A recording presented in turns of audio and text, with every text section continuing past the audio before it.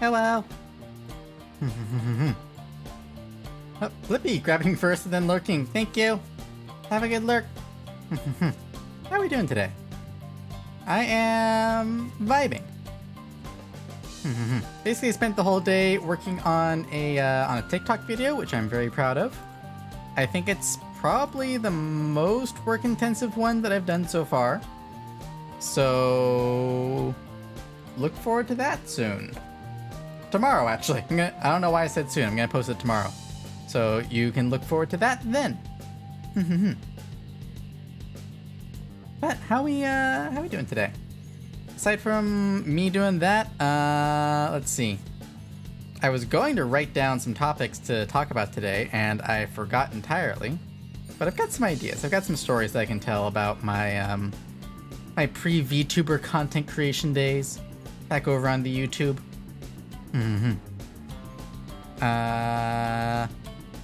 And then just some general stuff. I've been watching some things I can talk about.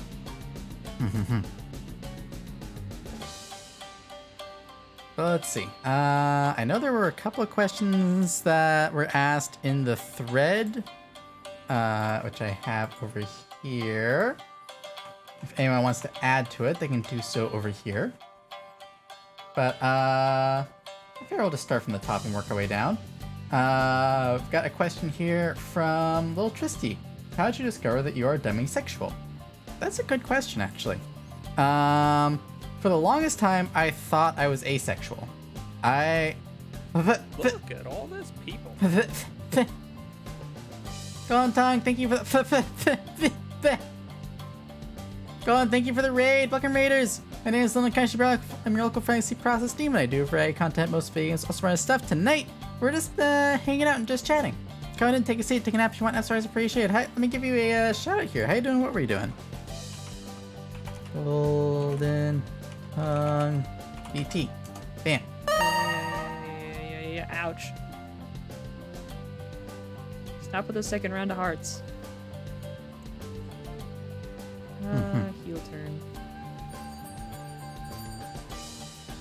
How are you on the dance floor?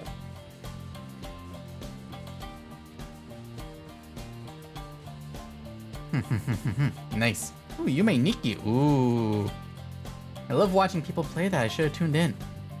Look, Gilliam, hello. And Tristy, hello. My stream is too laggy since I don't have Ethernet, so I had to end. Oof. I am so sorry. That is painful. Hope you're doing all right. I was just starting, actually. You got me before I started answering questions. I was gonna start with Tristy's, actually. But, I'm basically, this is just like a hangout thing. And so I thought I'd have it as like an open AMA.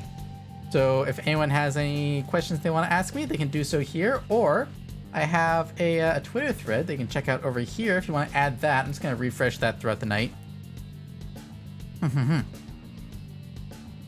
So yeah, the first question that I had here was from Tristy, which is, how did you discover that you're demisexual? So for the longest time, I thought I was asexual because I just didn't... I distinctly remember like having conversations with friends and schoolmates where, actually, you know, I'm gonna pause my background music and put on some other music real quick. I feel like having my BGM run for however long I'm streaming is probably gonna get annoying and drive me insane if nothing else. So let's put this on. So for the longest time, like I remember like having chats with like schoolmates and them talking about like people they had crushes on. You're not insane already? A little insane.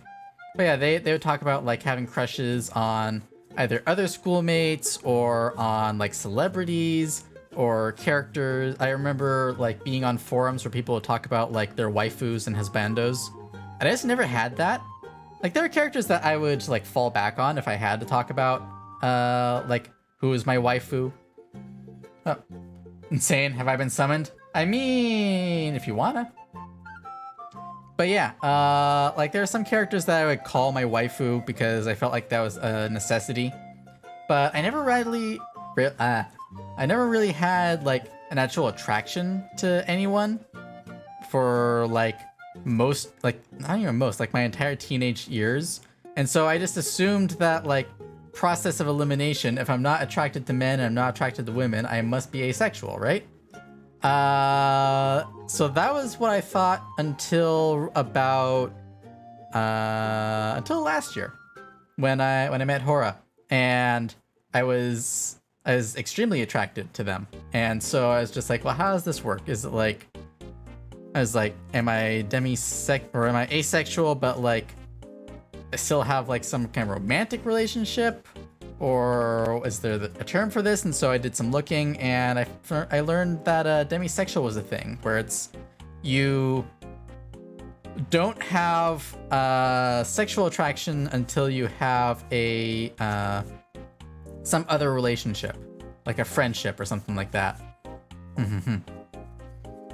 I think I mistook fictional crushes for aesthetic attraction. Yeah, I had the opposite. There are plenty of characters where I was like, yes, I can see why someone would be attracted to this person, or I think this person looks cool. So like Riza Hawkeye was the one that I would call my waifu for the longest time, because I liked her as a character and as a person, but I wasn't attracted to her. That was just like my go-to. And so it wasn't until I got into a relationship with Horachi VT, that I learned that I did have like attractions and crushes on people. It's just that I needed to have a relationship with them first, a friendship relationship first, and there wasn't really anyone in my personal life before then that fit the bill for that. So that's kind of how I got there. That's how I ended up finding out I was demisexual.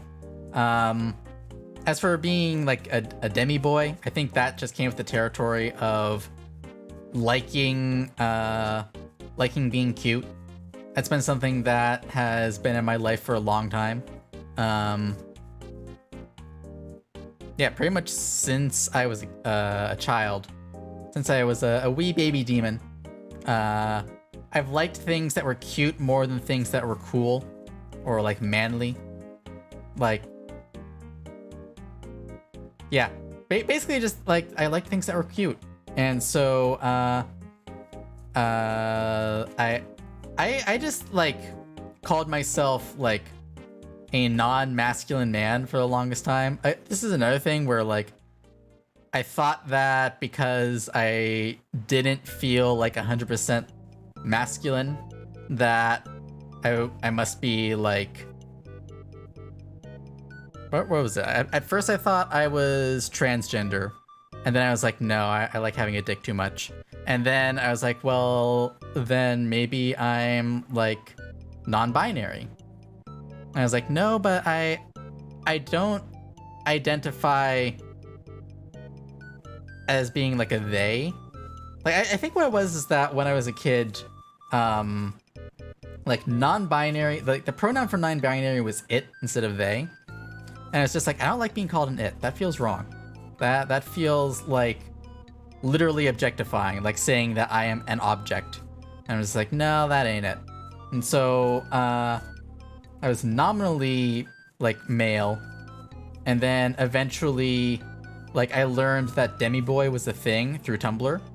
And I was just like, hang on a minute, I do that. I was a girl, but sometimes I define myself in masculine terms, like Bachelor and Lovesick Romeo. Non-binary fits me best. I feel I'm a little male, female, and neither at the same time. I get that. That period where I thought I might have been trans, I have to wonder if that's just like something that maybe like our generation went through, because like, I don't know, I feel like, okay, so a little backstory. I have siblings who are the generation before mine. I'm a millennial and they are Gen Y, I think is the one before. And so like they didn't have, like they have never expressed having any kind of like questioning about what they were. Like I think their generation was the one where it's like they were more okay with identifying as being like gay or lesbian, but like gender identity wasn't really a thing, or wasn't really talked about. And so I feel like millennials have more conversations about like defining their gender and sexuality and identity. And so like I wonder if the fact that we have more conversations about it, but like the language wasn't really there until I was adult. Like there's a lot more talking about being transgender or being gay or lesbian than there was about getting into the nitty-gritty about like being on the asexual spectrum or being like gender being a spectrum. And so I wonder if like we kind of just fell into the assumption that if we didn't identify fully with our birth sex or birth gender, then we must have been trans. And there was a lot. I feel like there was a lot of wondering about that. I definitely did. I went through a period where it's like, well, am I trans? I'm not sure. And then I got to the end of it, and I was like, I mean, I don't want to go through like transitioning.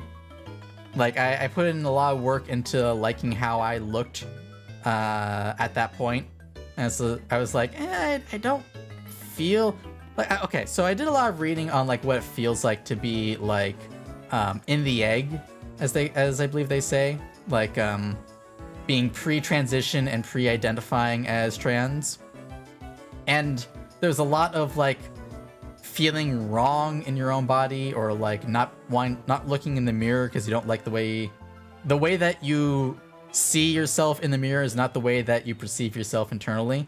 And I didn't have that, so I was like, well, if I don't fit what people say you should feel like, then that doesn't sound like it's me. And so I kind of just sat in this weird place of being like, I think I described myself as being like 70% masculine, or like a 70% man, something like that. And then I learned about being like demi boys and femme boys, and I was just like, oh, I do that. Being a man with a femme side is awkward, especially growing up in a homophobic environment where I need to be closeted to most people. Yeah, that definitely feels like it. Like I was lucky to grow up in an area where it's very open. I grew up in Western Washington, which is like, it's like Oregon light. I'll put it that way. Like it's like being in Oregon, except that we still like look at people weird if they're like really expressively open about it. Like there's people who like are too extreme for Western Washington go to Portland. That's how it turns out. But yeah, I was lucky that I grew up in an area that was accepting, but my family wasn't. It's not that they weren't, it's that they didn't understand, I think. Not in the South Country and Cotton Fields. I am so sorry. I hope you recover. But yeah, like my family didn't understand that my parents were or are older. They are both boomers, like actual boomers, at the actual like boomer generation. And so they grew up during the time period where like not identifying as what you were at birth is like almost a mental disorder. And so they pushed really hard for me not, like when the one time I did ask about like, hey, what happens if I feel this way? They were like, don't. It's just easier to not.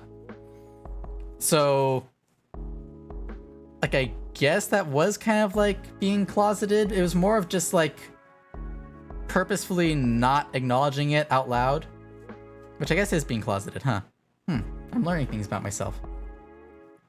I once wanted to be a boy because I thought my family would love me if I was male, but never thought it was possible. I'm like, male, female, I don't care. I mean, whoever that may be. Yeah, I get that.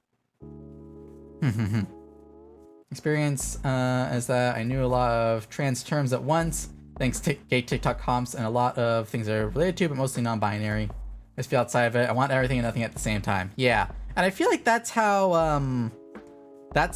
like identity is going now, which I prefer. Like this is how I explained it to my mother recently, like in the last month or two. is like it used to be that like there is a gender binary and a sexual binary. Like you either were a man or a woman, you either were attracted to your own gender or the other gender.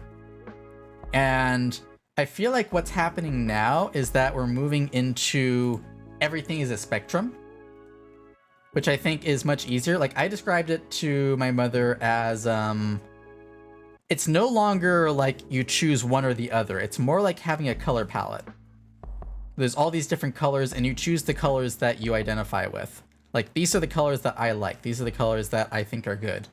And the colors that I want to associate myself with. I'm going to be doing copious drugs. No, copious illegal hydrations because I'm going to be talking a lot. In the sweet home state next to the peach state. Oof. Fortunately, my gender lack of sexuality really comes up, and only comment I received with Pride Mask was a compliment. That's good. Yeah, I feel like I've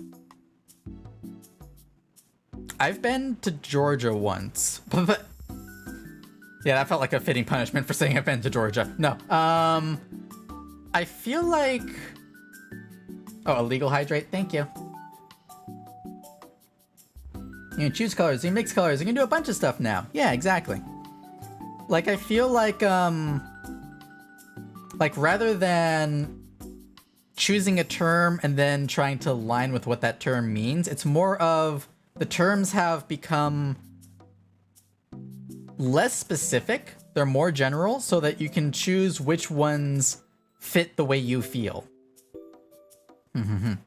So instead of saying like, I'm not attracted to women, so therefore I am gay, and I will identify with all the things that gay people do. Now it's more of like your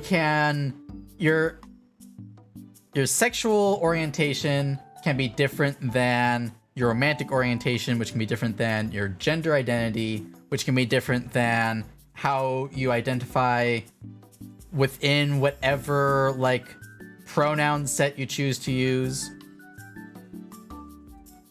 Like, there's this YouTuber I like to watch called CJ the X, and they have a term, they have a phrase that they use, which is, when the, like, you know, the, like the meme that of like Tumblr bios having like 30,000 identities in them? And now, like, that's kind of just the normal thing for millennials onwards, like millennials, Gen Z, Zoomers, all those things. Like, now that's just the normal. CJ the X said, when the meme becomes the balanced take, I consider that a win, and that's how I feel too. It's a queer buffet. Exactly. You can fill your plate with whatever you want. Actually, being serious here, ask a silly question. Don't worry, I'm gonna answer your question. I'm answering all questions in the AMA, and if you want to add more, like you can ask questions here, or you can add them to the thread. Either way works.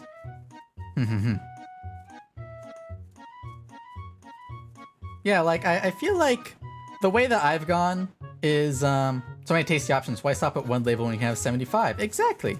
Wait. 57. I can read, I can do numbers. You know, I found out really recently that, I'm not found out, I think I have dyscalculia, which is like dyslexia, but for numbers. 75 works, you know what, that's better. Yeah, exactly. Just take more. But yeah, I recently learned, or not recently learned, but like I went back and relearned the term dyscalculia, and I think I have that because I have always had issues with numbers, like the order of numbers and reading numbers and like what's the term? Things. Basically anything having to do with numbers I have trouble with. The opposite of me, I'm good with numbers, but dyslexic as fuck. It's okay, Jojo. The two of us together form one whole person. One whole person able to do words and numbers at the same time. But yeah, like I tend to just flip numbers around into whatever order makes the most sense to my brain. Like, I think my brain does some kind of ordering, like some kind of sorting of numbers when I read them. So like, if I need to say a number out loud in a script, I have to write it as like each individual word. So like if I'm gonna say like 57, I have to write it out as 50-7. Like the actual words. I can't write the numbers. If I write the numbers, I get them confused. And like 6s and 8s, I have a terrible time with. I get those confused all the time. Yeah, Usabi, exactly like that. I have to write 30, the word 30, the word 7, instead of just like a number. I say I'm this one thing that only kind of works a little when you can have 36 things that actually fit perfectly. Yeah, exactly. It's kind of like, it's like building a D&D character. Or any kind of RPG character. Like, yes, you can say, "Oh, I'm a human fighter," but it's way easier and more descriptive to be like, I'm an Eldritch Knight fighter, variant human with the tough feet, and I specialize with spears, and I always have the shield spell on backup. My family has what I call gender dyslexia, where they oftentimes say the opposite gender or what they mean, and along with their always sounding sarcastic, I've inherited it, but to a lesser degree. I think that's a common thing for languages, like gendered languages, right? Like people who have a gendered language as their first language. I recall I had a friend who's from a Hispanic family. And like their parents would always flip genders when they're referring to someone. Seems to be the way things are going, that terms are broken down from concrete to simply descriptive instead of for boys and girls. It's masculine and feminine. It's not completely dismantling the binary. It seems to be progress and doesn't discredit people who want to explore it. Yeah, exactly. I think that wait, how did you got first? I thought someone claimed first before? Okay, that's weird. I can see that someone else claimed first at the beginning of the stream. I guess we have 2 firsts? I am confusion. But yeah, I feel like we are moving towards like maybe not dismantling the binary, but like making it so it's not as much as a of a thing. It's the first time for everything, twice. Yeah, I am the second YouTube comment that says first. Exactly. There we go. And the stream temporarily ended and restarted so quick it wasn't noticeable. I don't know. It like I did not get any message saying that the stream stopped. And like the live time is right for when I went live. So I don't know what happened there. Although, I was listening in on Khan's stream, GM Con, and he said that he saw someone where like 2 people claimed first at the same time, like on his stream. So maybe Twitch is just having a little fucky wucky. I feel like that might be it.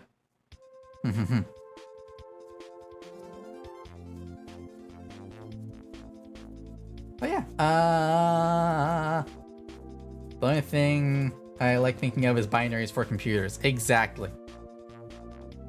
I actually, I'm gonna out myself as a massive nerd. Despite having dyscalculia and not being able to handle numbers, I did learn how to count in binary on my fingers. That capabilities did go out earlier today. Yeah, that's why I delayed my stream.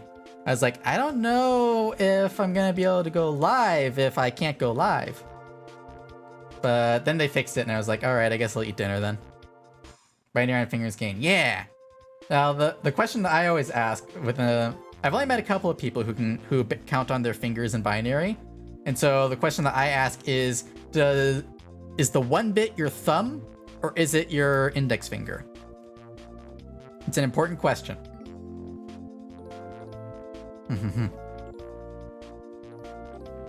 Honestly, I find it way easier to count on my fingers in binary now. Because, well, one, like, it forces me to keep track of where the numbers are. I'm actually looking at my hand while I'm doing this. But it forces me to keep track of where the numbers are, and I can count up higher, so I don't have to like reset my my finger counting.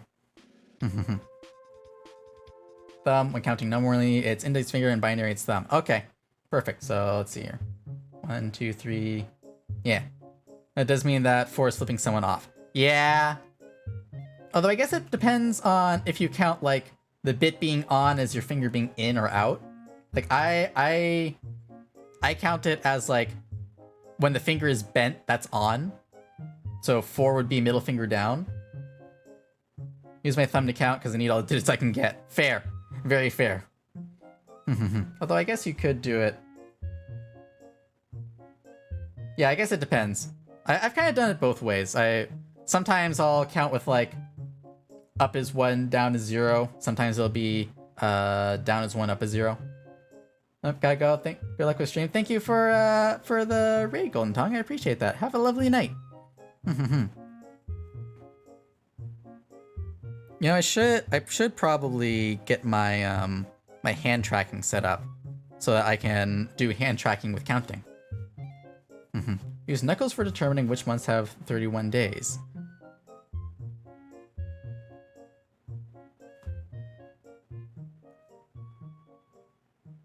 Huh? Raised knuckles are 30 and the space 31, the spaces between are less than 30. Hang on.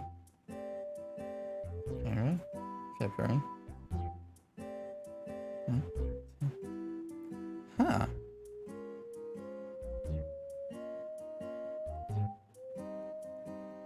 I learned a thing. Although I have to wonder why we can't just equalize everything out to 30 days. Like, I don't think it would break anything if we just equalize the months so that everything has 30 days. It just feels easier.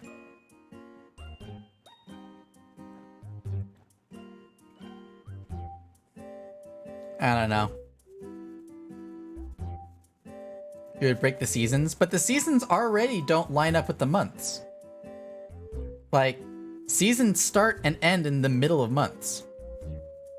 Because February needs to feel bad for being February. Fair.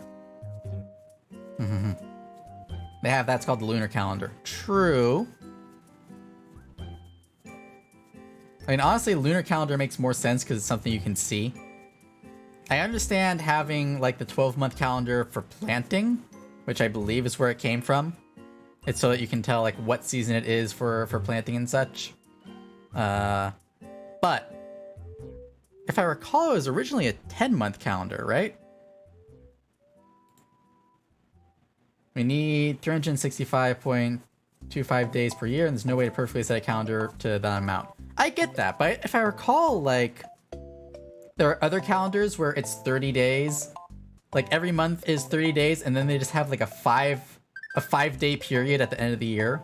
That's just, like, a free-for-all. But yeah, like, the Romans had a 10-month calendar, and then I think was it Augustus who added in 2 months? 10 month until Julius Caesar and his bitch nephew came and fucked everything up. Yeah.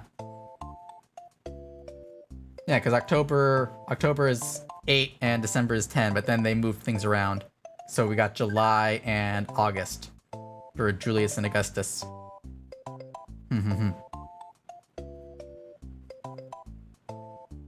have to wonder, would 10 would be like 36 days per month. Calendar system used to be metric, yeah. I don't know. I feel like it's about time to change up the calendar.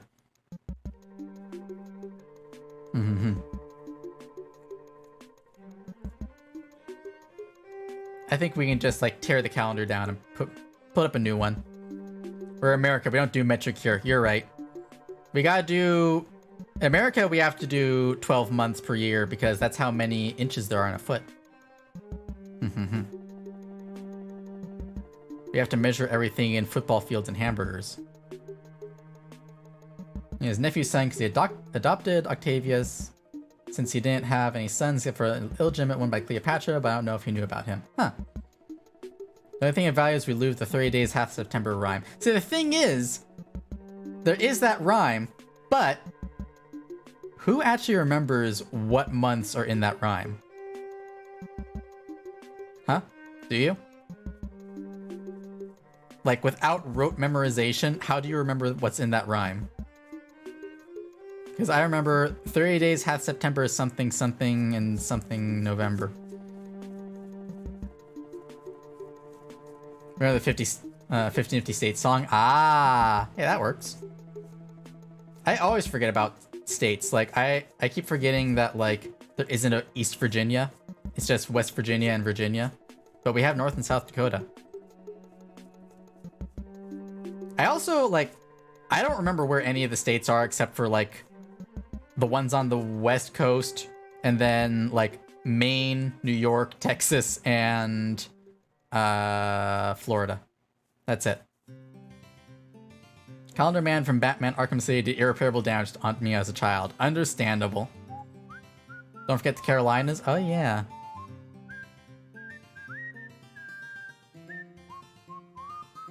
And if I recall, like, a lot of those, like, state and state plus ones were, like, from the Civil War, right? Like, part of the state split off and then they didn't want to come back. Hello, Ridicule. How are you doing? You're in North Carolina. Good luck. I hope you survive. Definitely a case with West Virginia. Yeah. Although, I'm not sure if it's the case for the rest of them. I might be wrong about that. I think for some of them it was just that they wanted to split up. I don't know. I feel like we could split up, like, Texas and California as well. Each of those can be 4 more states. 30 days, half September, April, June, and November. All the rest have 31 except for February, which is a little bitch!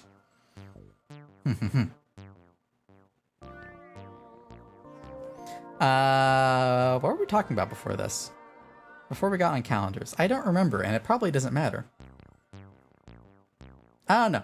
You know what's funny? There's only one state in the United States which has no straight lines in its border. Can you guess which one it is? Or they were too large and government said, now I have to break you up. You have too much power in Congress if we don't. See, that makes sense until you see that, like, Texas exists. It's me, I'm a state. Hawaii. It is Hawaii. Thank you for the pets. Yeah, every other state in the United States has a straight line on its border because it was made artificially. But Hawaii has none. Texas was a lot bigger. I mean, Texas was part of Mexico until American settlers said, we're moving to Texas. And then they got into Texas and was like, okay, we're going back to America. And Mexico was like, hey, what the fuck? Texas and California cancel each other out. True. I was going to say Alaska, but then I remember Canada exists. Yeah, we've got a nice vertical line there. Still wild that we bought Alaska from the Russians. The Russians were just like, we don't want this anymore. And we were like, we'll buy it. And Canada was like, what the fuck? That's where we live. Still very massive. It's large in territory, but I think the population isn't that high, right? Like, everything is really spread out because it used to be, like, cattle ranches. It's not like California, where it's the entire population of Britain. Or Britain.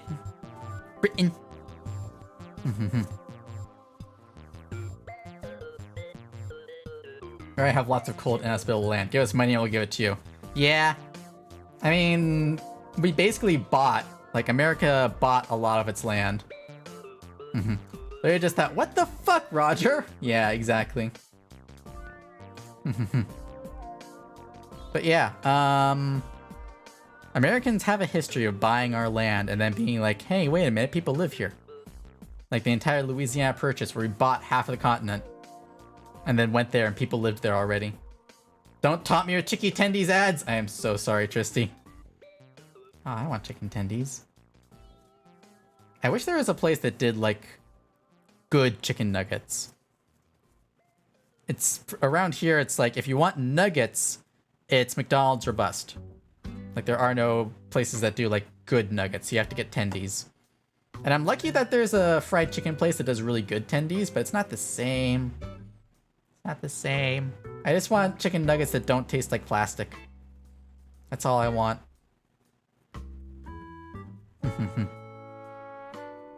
Something is only $5, but tendies are a lot more than that. True. Got Zaxby's over here. I want to try Zaxby's someday. I need to go to the East Coast so I can find out what Zaxby's are like. Someday. Although, then I'd be on the East Coast, wouldn't I? Fate worse than death. No, I joke. I kid. It's because I'm on the West Coast. There has to be a rivalry of which coast is the best. West Coast, best coast. Yeah. It's so good. See, here we have a place called, what's it called? I just ordered from them last week. What's it called? Hang on. I have to look at my recent DoorDash orders. Hang on, wait. Hang on, wait. Where the hell is my DoorDash app? There it is. If you move east, you'll be 3 hours closer to Hora. You make a good point. You make a good point. I like the cut of your jib. Izel's Famous Chicken. That's the place I'm thinking of. American South has great soul food, Zaxby's, Bojangles, and shit. Oh, I want to go to Louisiana. I want to go to Louisiana and eat the food there. A bunch of Chick-fil-A's around, unfortunately. Oof, I'm so sorry. Yeah, there was a Chick-fil-A like down the street from the last apartment I was in. Every time I went there, cars were lined up around the block to get through the drive-through. And it was always on like Saturday. Like they'd be there on Saturday and then there'd be nothing on Sunday because they're not open on Sunday. I wonder why. Everywhere there's a Chick-fil-A, traffic is jammed. Yeah. But yeah, I want to go like southern to like one of the southern coast states because I want crawfish. You can't get good crawfish here. I want crawfish. And I want to crack them open and then suck the juices out of them. Good chicken, but not worth supporting hate groups. Yeah. I've never seen a Chick-fil-A that's open and doesn't have a massive drive-through line. Yeah, it's the wildest thing. I've tried, and it's just okay. I'm gonna drop some tea real quick. I had Chick-fil-A once. A family member got some because they wanted to try it. They didn't know about their practices, and so they got it, and we tried it, and it fucking sucked. It was the worst fried chicken I've had in my entire life. The breading was soggy. The sauce is just sugar. And the fries were moist. So I don't understand what the big deal is. There are so many better places that you can go and spend your money. It was soggy. It was. Like this was like they had gone to the drive-thru and come back. It was like a 10-minute, no, like a 10-minute drive. Might have been a bad Chick-fil-A. Yeah, it might have been. Then again, we are in like one of the most liberal states, so maybe they were just like, maybe we won't bother. Because the bags they use are absolute ass. They let all the condensation in. To be fair, I live in a state with lots of condensation. So maybe it's not their fault. Maybe it's just because the water density in our air is so high that fish can survive on land. That might be it. There's a running joke in my family that Washington beaches are the one place where you get more wet on the beach than you do in the water. It's a universal Chick-fil-A thing. Ah, good to know. Also, the beaches here are kind of ass. There is no getting around that. All of our beaches, we don't have like sand beaches. We have rock beaches, where the beaches are just covered in gravel. So you can't have a picnic there. And then every time you go there, it's wet and cold. Doesn't matter what time of year it is. You go to the beach, it's cold. On the plus side, if you go to some of the beaches, you can see like seals and orca whales. That's kind of cool. There used to be, my dad would tell stories of coming up here and going like clam hunting. Where it's like, there were razor clams. And like, you know, the fucked up thing where like clams move? Like no one expects that, but like razor clams are these clams with like super sharp shells and they poke their little like proboscis air tubes out of the sand. And if you find one, you gotta dig super fast to get to it because they'll just shoot down into the sand. You'll never see him again. And he used to tell stories of going and doing that with his brother. Always sounded like fun, but apparently so many people did it that they were endangered or like on warning. And so people can't do that anymore. Utah air is dry as fuck, and yet I still take a shower if I open a Chick-fil-A takeout bag. Oh god. Terrifying. I've been trying to, just on the topic of clams, I've been trying to, like, eat more, like, ecologically friendly food. So I've been trying to eat more seafood, and I've been trying to add in, like, non-meat meals into my week. It's tough, man. Because, like, okay, so I've been on a, on a Paleolithic diet for most of my life. Like, from when I was a teenager to about a year ago. And Paleolithic diet is basically, like, meat, fruit, vegetables if they're in season. And that's it. It's super simple. Like, no grains, no sugar except for what's in fruit, and basically nothing takeout or like with preservatives in it. And that's what my body needed for a long time, because I used to have I used to get sick a lot, and it turns out it's because like my my gut biome, all the little like microbes in my stomach and that kind of stuff, they weren't good. They kind of sucked. They were pretty mid, not gonna lie. And so I needed to be on like that specific diet because that's what my gut biome needed to build back up. And so I was on that for a long time. And then I slowly started adding in like rice and sometimes bread. And I still haven't added in sugar. I don't have a taste for sugar now. Like, I'll add in honey if I need a little bit of sweetness, but that's about it. But, yeah, I've been trying, because Paleolithic diet is so heavy on meat, I kind of avoided, like, fish for a long time. I've been trying to add in more fish, and I've been enjoying that. I've been finding new ways to make fish that doesn't involve just, like, cooking it until it's dry. So that's been a lot of fun. Simmering fish, like Japanese simmered fish recipes, are my favorite. Where you basically throw the, like you do like a par cooking by pouring boiling water over the fish, and then drain that off, and then put it into like simmering sake, mirin, and soy sauce.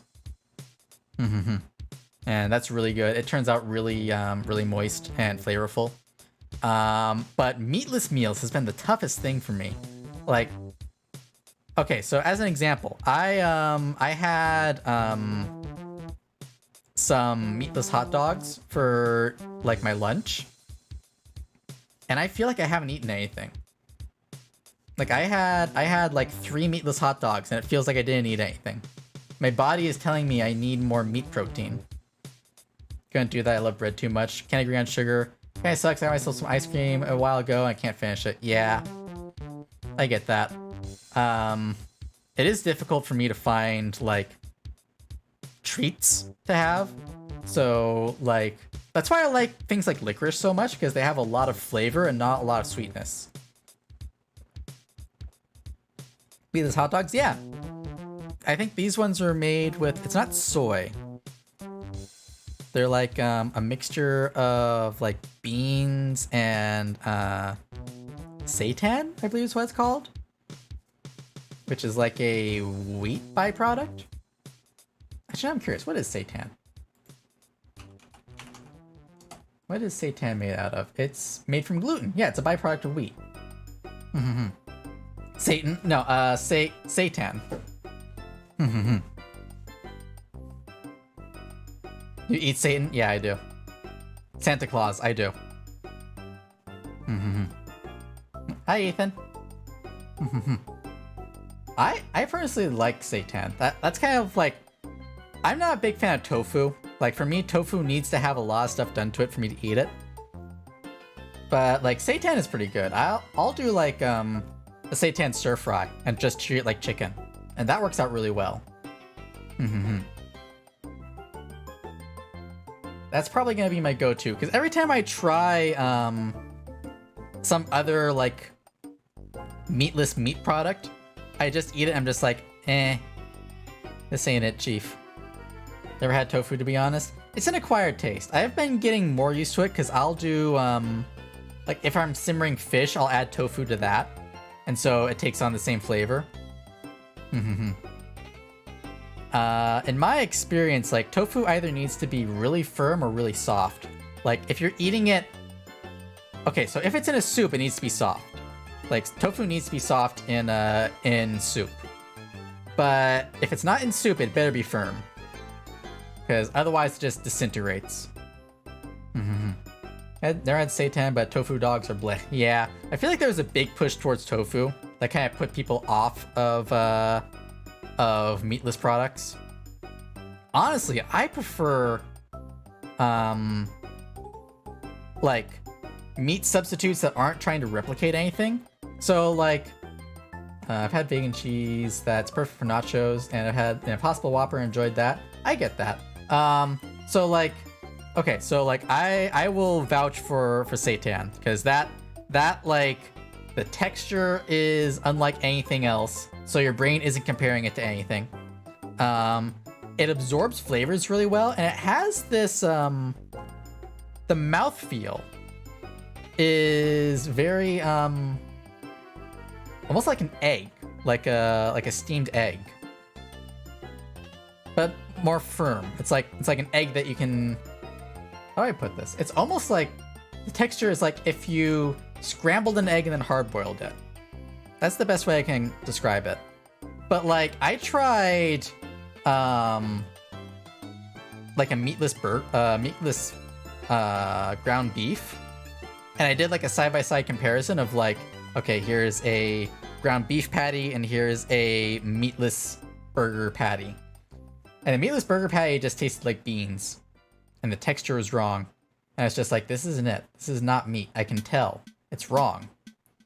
And so like I prefer when my my meat substitutes aren't trying to be another type of meat.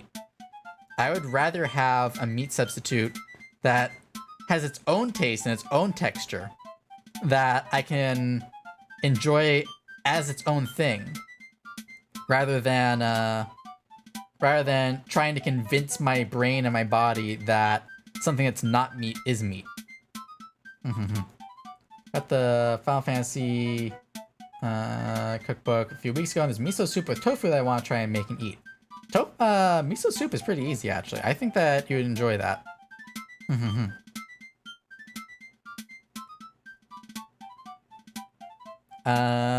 Let's see. But yeah, I'm finding that I enjoy seafood more than meatless meals. It satisfies my body more than meatless. So I'm up to like 2 or 3 seafood meals a week, and by meals I mean like dinners. I'll have like snacks of various kinds throughout the week, and like I eat a lot of eggs. I think eggs are like pretty sustainable, right? Because you get like an egg a day from a chicken during their lifespan, so that sounds pretty good to me. I can live on eggs. I'm learning a lot of egg recipes. My favorite is doing a steamed egg. Steamed egg followed by hard boiled, and then like over easy. That's my egg tier list right there. But I'm trying to be more conscious about what I'm eating, because I was being conscious about what I ate for dietary reasons, and now I'm trying to do it for environmental reasons. Despite being born in a coastal state, I moved to Utah when I was 3, so I've never had real seafood. I am so sorry, Usabi. I hope you recover. Come to Washington. We have nothing but seafood. I recommend don't go to California for seafood because they'll do weird things to it. California, my experience with Californian food is it's very pretentious. Like, it's about looking good, not about tasting good. That's been my experience. And I say this as someone who has family in California. I've had to go there and eat their food. And I'm just like, I mean, this looks incredible, but it tastes like cardboard. I don't know why we're eating this. Could have made something better. Oh well.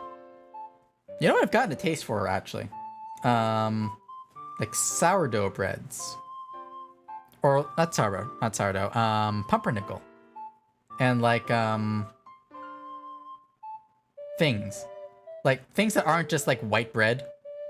It's about being posh and health conscious, not cheap and delicious. Yeah, exactly.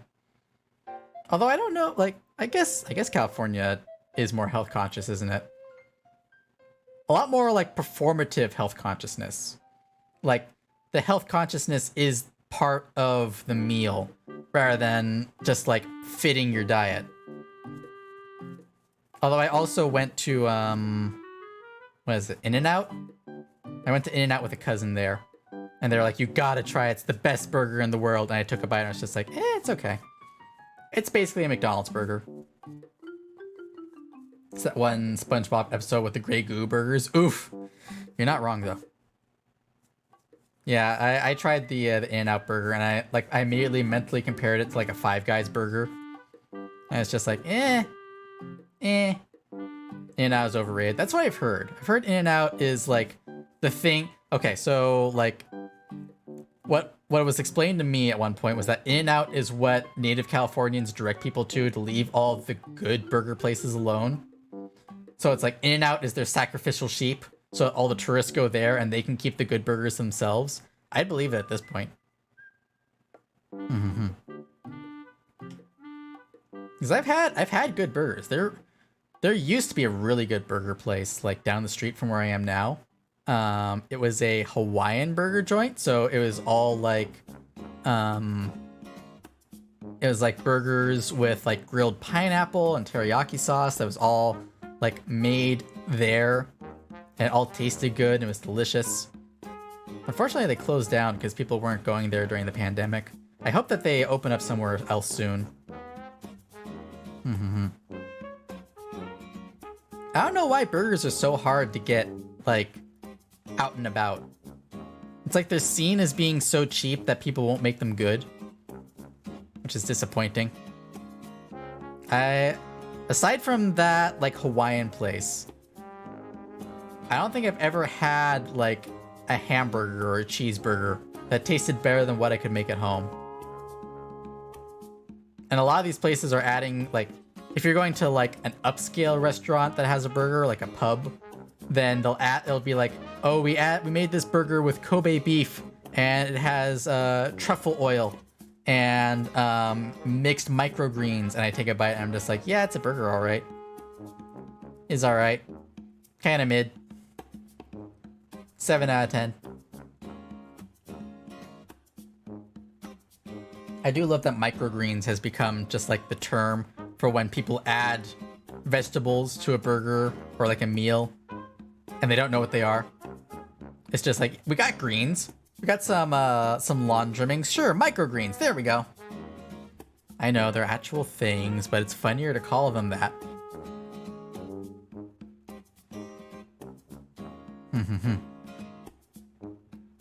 I've been trying to find like more places. Not really more places. I've been trying to find like good places to eat.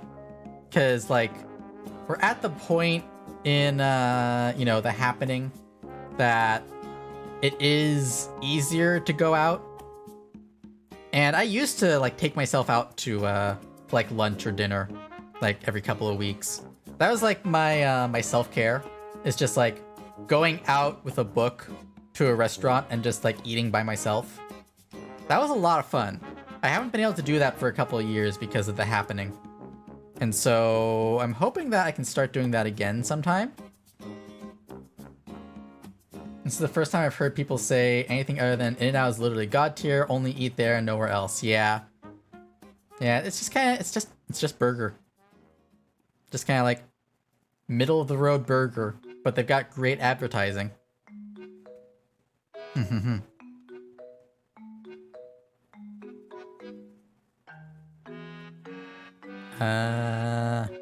Trying to think, are there other things I can talk about that are food related? What have I been doing with food that's interesting? Oh, I'm gonna get back into baking. I want to get back into baking because I enjoy baking, even if I can't eat all of what I make. Before I moved, I had made a like an espresso cake, a Finnish espresso cake using a recipe that Hora made me. I want to make another one. I also want to make a I want to make pies again. I used to really be into making pies, like pumpkin pie and apple pie, cherry pie. I like to do cheesecakes as if they're pies.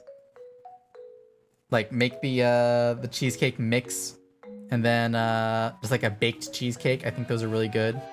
And they're basically pies. They're just like cheese pies. But yeah, I wanna get back into making pies. They're really fun. Plus, apparently you can like mix up pie dough, like pie crust dough, and then just put it in the freezer, so you don't have to do it all at once. So that will be useful because that's the part I hate. I hate making pie dough. It's the worst experience because I don't have enough room on my countertop for all the pie dough. So it's just like, oh man, I gotta roll this out somehow, and then I need to find a pan that fits it. Oh god. Actually, I need to buy new pie tins because I used to have one and it broke in the move. It was this really old glass one and it already had a crack in it. So I need to buy a new one. Sag. But I'll get a new one and then I'll be able to make pies. I might get... Yeah, we're gonna start making pies. I'm gonna do it. And no one can stop me.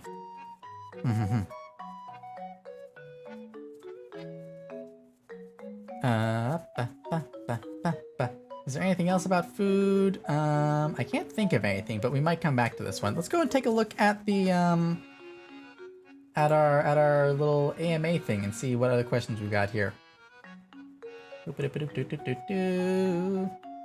Blippy asks, Blipbot asks, what led to you becoming a VTuber? That's a long and winding question, so that will take us a while. Okay, so where do I want to start this story? So I started out making content on YouTube back when I was in my early 20s, like late teens, early 20s. I had a YouTube channel with two friends, kind of like a Game Grumps style thing, where it was like one person would play a game and we'd all do commentary. So I did that with them for about 5 or 7 years, and we got no views. Like, our highest viewed video had 3 views. 2 of those were from us, and 1 of those was from our parents. So I spent a lot of time, like, my goal was to get good at what I was doing. I didn't want to do it to just, like, hang out and have fun, because we did that already.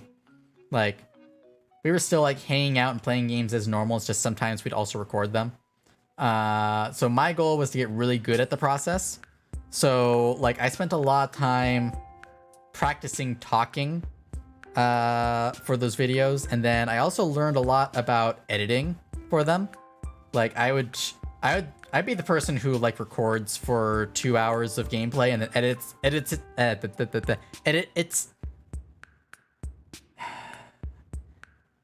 I'd be the person who records for like 2 hours and then edits it down to like 15 minutes. So that's the kind of videos that I like to do. And so I got really good at doing editing during that time, or at least like the kind of editing that I liked to watch. That kind of like fast-paced joke every minute kind of deal, where it's just like you cut out all the uninteresting parts and you only leave like the best 5% of the video. So I got really good at doing that. And then we kind of decided we were done at some point. I think I was the first one to leave that, because I was like, I'm kind of not getting anything from this anymore. And they were like, yeah, I guess not. And so, like, I left that. And then I don't think they ever actually stopped doing it. They just stopped. They didn't, like, officially end. They just kind of stopped recording after I left. We're still friends. Don't worry about that part. But, yeah, so after that, I took a break from, like, that kind of content creation for a while. Maybe like a year or two. I was trying to get into writing. I was trying to write some original fiction. I don't want to say my stories were bad, but they were very YA. And so, during that time, that's when I discovered VTubers. I found them through, so I started off watching, like VR chat clips. So I think I found like, I found Zentreya back when she was doing VR chat. Sean VR, who else? Drumsy and his crew. Rose Doodle, back before she became a VTuber. And so I started off with those, and then through that, like, that got the YouTube algorithm pointing me towards HoloLive VTubers. So things like Korone and Okayu, Hachima. I watched a lot of the Hachima cooking videos. And so I was watching a lot of them, and then like those two kind of merged together, and so that's where I found Iron Mouse, who is still like my one of my inspirations for VTubing. Iron Mouse, Silvervale.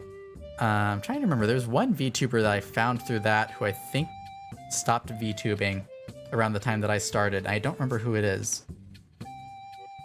But yeah, so I went through that, and then like that's around the time that I found VRoid Studio. I had always been interested in making character designs, because I would like find like, not Pick Crew, but similar things like character creators online, and use that to get a sense of what the characters in my stories would look like, or like D&D characters, stuff like that. And so I found VRoid Studio through that. And so I messed around with that a lot, and I came up with the design that would eventually become my model. I went through a lot of iterations on that. At first, I was just kind of like generic hoodie-wearing VTuber. I don't think that design will ever see the light of day. And then I had a design that was a lich. But that was a little too lolly. Like, that was when I was like trying to get into character design, and then I realized, wait a minute, I don't think I'd ever want to be seen with this. And so I started trying to build something a little more unique, and that's where, like, literally the first thing that came out of that was the design with the horns. The lich, yeah. Essentially, like, the idea was that I would be a lich, and the phylactery would be the like, the actual character would be a phylactery that was like this this green crystal on my chest, and then the body was just like a random villager that I had possessed. Which I guess is kind of similar to Joel's lore, isn't it? I didn't know who Joel was until like a couple of months into my VTubing career. But yeah, so I had that. So then eventually I ended up with a design that was like, that had like the horns. Like these horns, they were shorter, but I really liked the look of the horns. And so I started iterating on that, and I think I've put out some like the designs that led up to the model that I went live with for the first time. That V1 model. Oh, I'm running out of time on this music playlist. Quick, switch to the new one. But yeah, I iterated on that a bunch of times, and I got to the point where I had the model that I showed off when I first when I first started streaming. And then I sat on that for about 6 months. Like I'd open it up every couple of weeks and just like tweak some of the settings, the colors. And I told myself that I was trying to get it perfect before I went live. And then over Christmas break of 2019, I told myself, all right, Lilin, if you don't announce this thing and get started now, you will never start. Like, I know myself. If I don't, like, commit to something, then I will just not do it. I will keep poking at it and making it, like, I'll tell myself that I'm making it better and better, and then I won't actually, like, show it to anyone. So, I committed to, like, start of... Wait, was it 2019? No, it was 2020, because I started streaming in 2021. So, yeah. Like, Christmas vacation of 2020, I committed to going live, or, like, starting streaming, like, in January of the next year. And so then I made my accounts, and then I made my first post on January 3rd. I believe that's when it was, January 3rd, 2021. And I set a timer for myself. Like, I need to have my design out and start streaming before February. And I think I ended up having my first stream like January 20-something. So that was my process. I'm sorry for ignoring chat during that. I had to think really hard to get the order of things right. Basecamp streamed in 2017. I had one vid that randomly got 1.3 thousand views. Damn, that's impressive. First discovered VTuber's Iron Mouse. Yeah, I think she was the first one, like the first English-speaking VTuber that I found. Like this was before, like I found Zentrea first, but this was before she was a VTuber. This was back when she was a mute VR chat streamer. Yeah, I was a fan of Zentrea back when she was using Notepad to communicate, which is really fun. Lil and I have similar origins. Ayo. I decided to become a VTuber after watching Iron Mouse's Clicky Takati video.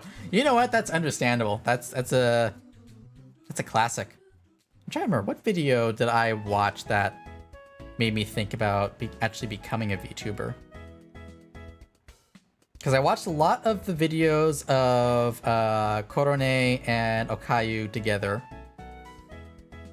And then... I think it was Zentrea playing Resident Evil. That was one of the videos that, like, made me think, wait a minute, I can do this.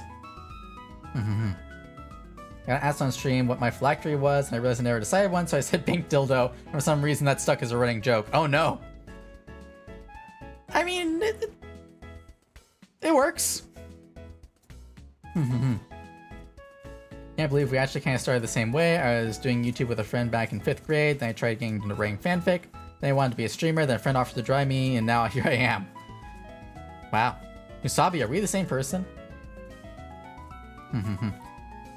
Fun fact, I actually wrote a novel-length fanfiction as a co-author with a couple of friends. And I will never, ever link anyone to that fanfiction. Never, ever in my entire life. Not because it's bad, but because it will raise more questions than I want to answer. Am I or nobody? Oh no! I'm so sorry. Yeah, we have Lilin, and then we have Zinlil. Yeah, that's the one.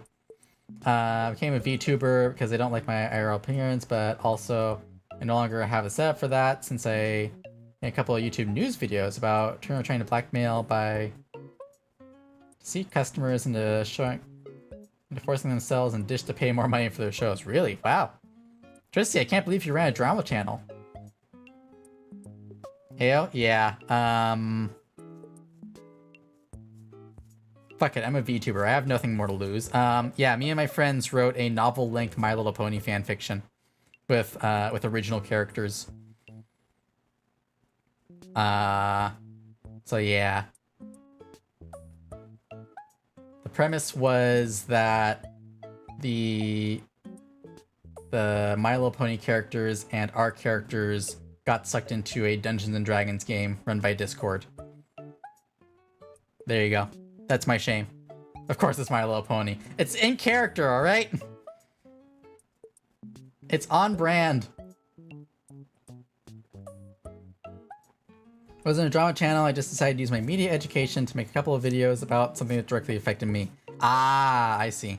Brony phrase 2. I don't know if I was ever actually a brony. That's the thing. Like, I know I watched a little bit of the show, but I don't remember any of it. I think it's more just that I was on Tumblr, and so I absorbed the fandom by osmosis. I think that was it. I was on Tumblr a lot during that time. And just like the bronies were everywhere on Tumblr for a couple of years. And so I ended up like following content creators that were making My Little Pony content. And then I think I had a couple of friends who were watching it. Like, were actually bronies. And so I watched a couple of, like, maybe like the first 3 seasons with them. And it just like went in one ear and out the other. And then they came up with the idea of like writing a story together. And somehow that turned into a My Little Pony fanfiction. I don't know how that happened. Like, it could very easily have been an original story, really. But it didn't. And so I will never, ever link anyone to that fanfiction. So yeah, that's my deep, dark backstory. My tragic backstory.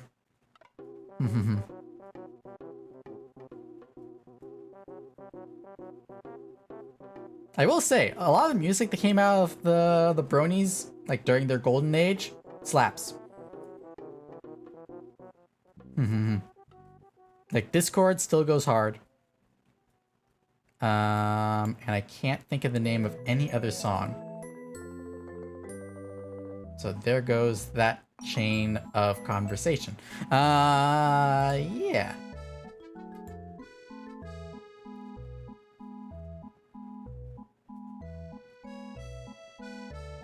Trying to think, what else is there to kind of on that same like line of thinking as how I became a VTuber. I know, like, when I was doing YouTube videos, my big inspirations were Game Grumps,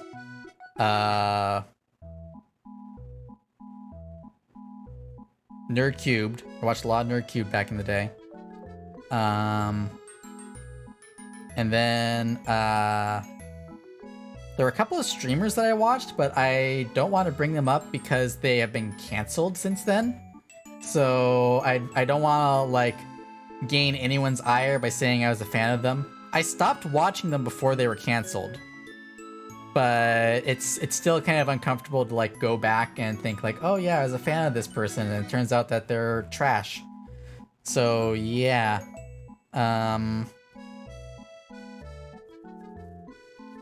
But yeah, I kind of like jumped into the idea of streaming without really having like inspirations for the kind of content I wanted to make there. Imagine liking someone before you found out they were terrible. I know, right? How dare I not be perfect and never interact with anyone who isn't a sweet uwu bean. So cringe.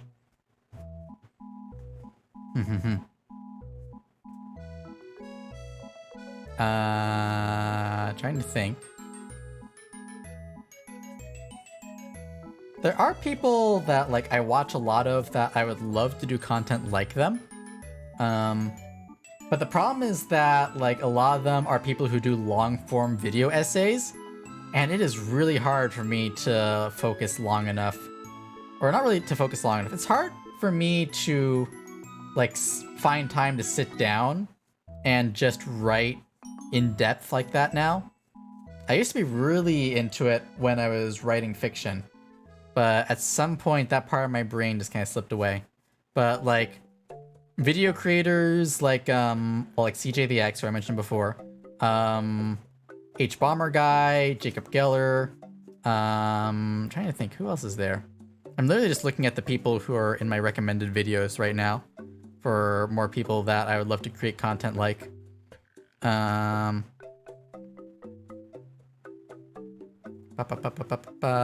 Eye Patch Wolf is one.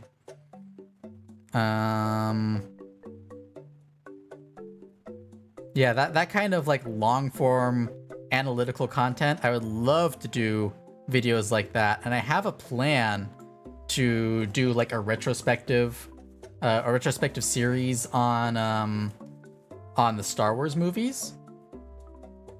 But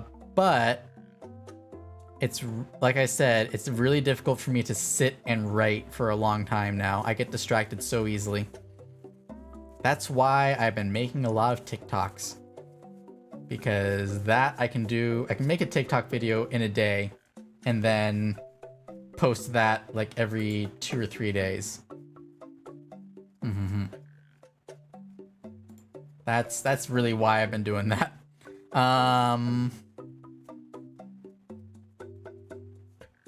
Yeah. I used to try and make music too. I tried to write my own songs because I learned how to play guitar and I learned it and then I forgot it and then I relearned it and then I've forgotten it again. So I need to get back into playing guitar. Need more TikTok ideas. So my For You page has been terrible about giving me content that I actually want to watch. So what I've been doing is if I find a video on Twitter that I think would be fun, then I just I keep that in a folder and then I'll recreate that. The daily uploads for 3 weeks and slowed down. Yeah, I can't do daily. Daily is too much. I've been trying to do every 2 or 3 days. And a lot of that has just been taking my VRM model, taking this model, and then using either Unity or now I have found a program called VRM Live Viewer to basically put a dance, have it dance and put music over it. And that's worked really well. I do have a video coming out tomorrow, which is going to be... It's more work than I've put into a video in a while. I've been trying to improve the quality of those videos over time. So the last one that I did was the Helltaker dance. Oh, hi, Juno. Hello. What's up? Hello, Kibby. Is it lap time? But yeah, so the Helltaker dance had a bunch of different camera angles, and that was a lot of fun to do. This new one is an actual dance meme video. I think that people are gonna like it. I really hope so. I put work into it. Are you really the same person? It's sounding more like it. Maybe I'm your nobody. Which one of us came first? I'm scared. But yeah, I've got that coming up tomorrow. I'm gonna post that tomorrow. If you want to follow me on TikTok, I've been trying to remember to do stuff like this. If you want to follow me on TikTok, that apparently doesn't work. I thought I had a TikTok command. Do I not have a TikTok command? I thought for certain I had a TikTok command. Hang on. Chatbot! Chatbot, where's my TikTok command? Bring it to me! I don't have a TikTok command. This is unacceptable.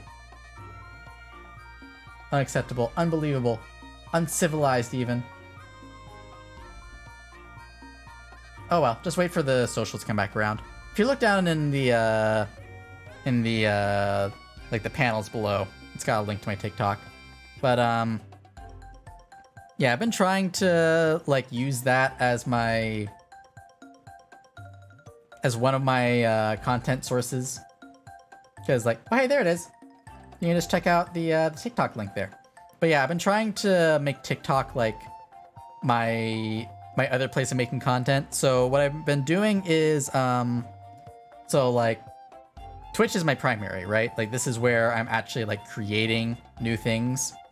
or creating things live, I should say. And then secondary is Twitter.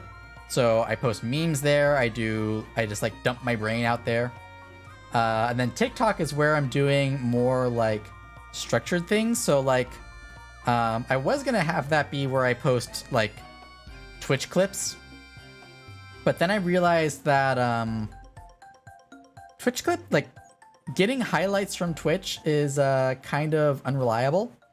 Because it's relying on either me pushing the button to do a clip of the last 10 seconds, or I have to hope that what I think is funny is also funny to other people, and that they'll hit the highlight button. So instead, what I've pivoted to is making my own content, and so a lot of that has just been like using my model to do dances. I want to start doing some skits too, and so that's gonna involve like getting my VR setup all done. It's all set up actually. I have my my tracker things all set up. They need to charge though. So once they finish charging, I just plug them in before stream. So hopefully they'll be charged by tomorrow. But once I want to do that. Hello there. Ava Artistry, is that how you say your name? Thank you for the follow. Welcome to the stream. How you doing tonight? But yeah, like that's gonna be where I put more, I guess more structured video content. I like the restriction of only being able to do like a couple of minutes, like really 1 minute. That's what kind of my, oh god, help my throat, help. Okay, I'm back. Yeah, like 1 minute is kind of like what I'm aiming for with my TikToks. And like that kind of restraint, I find that like restraints really help me to be creative. Like I really have to think hard in order to make something work in a less than 1 minute period. But I'm gonna try to work on some longer form videos, and unfortunately, like for me, I think it's gonna end up being like it's either a 1 minute video or a 2 hour video. I'm gonna be one of those people. I'm gonna be one of those like video essayists who you put on in the background in the morning and then they finish by noon. And hopefully people like that. It's not something I've really done before. Just finished the Final Fantasy duty, but I think I'm your nobody because I'm only 19. You're like 300,000. Wow, thanks. I appreciate that. I'm not 300,000. I'm 128. There's a difference. Jeez. Am I 128? Or am I 129? Oh god. How old am I? Oh no. I'm having an existential crisis. Hang on. Hang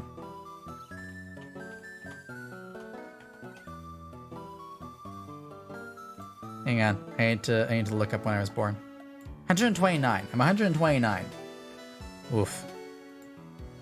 Anyone else have like their age permanently set in their brain to a particular date? I keep thinking that I'm 27. I thought I was 27 when I was 26. I thought I was 27 when I was 27. I thought I was 27 when I was 28. And now I think I'm 27 when I'm 29. I think when I hit 30, then I'm gonna die.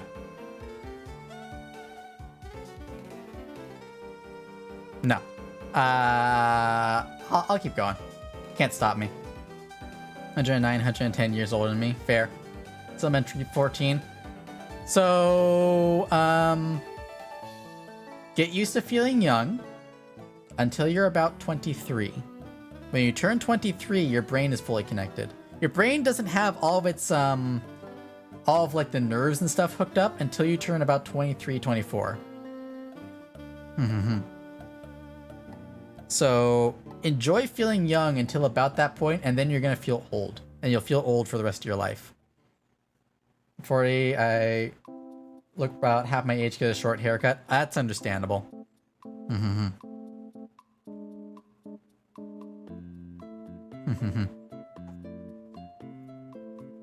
Listen, I'm a VTuber, therefore I'm whatever age I want to be. As long as I'm legal. That's the important part.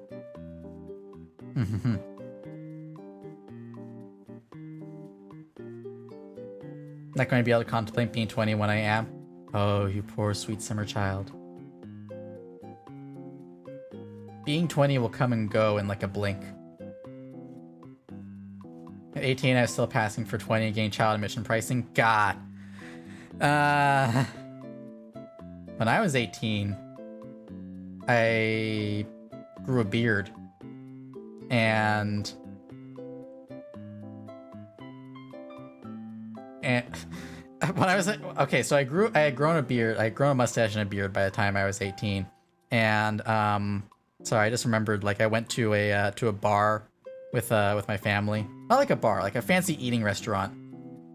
And you know how, like, restaurants like that, they only bring out the like the menu with the alcohol to people who are of age. They brought me one when I was 18. And I remember being like, if I ordered something, would anyone stop me? I didn't. I didn't start drinking until I was like 25? 25 or 26, yeah. Although at the other end of that, when I was younger, when I was like 14 or 15, I had grown my hair out. So like when I was 15 years old, I had like waist-length hair. And I got called ma'am a lot. Lots of people thought I was a woman. Which I took as a compliment. It meant I was cute. But then I had to cut my hair short. And so it's been short ever since. I wish I could go back to having long hair. No, I don't, actually. It's too hot for long hair. Long hair is a pain to take care of. I liked having long hair. I didn't like taking care of long hair. That was way too much work. I was very proud of having, like, waist-length hair, though. That was, like, 3 or 4 years of growing without a haircut. Aside from getting it trimmed. But I'm pretty sure if I still had that long hair, like, when I started looking for a job, I would not get one. I don't think they would hire me. So it all works out. Long hair is fun and cute. Source, I have long hair and I love it. Enjoy it.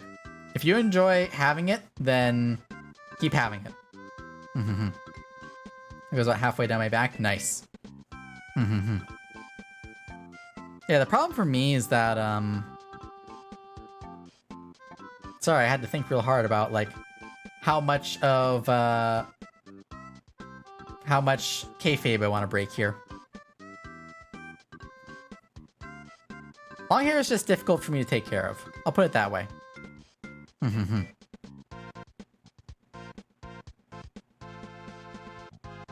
But yeah,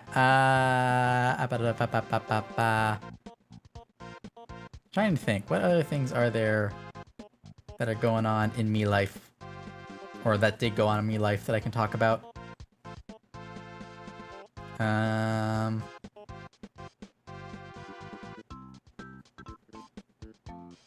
My brain might turn off. It's really hot right now. I think that's what's going on. It is really hot out. I don't know why. Like, okay, so every summer before this one, it's been hot when the sun is out, and then it gets cooler when the sun goes down.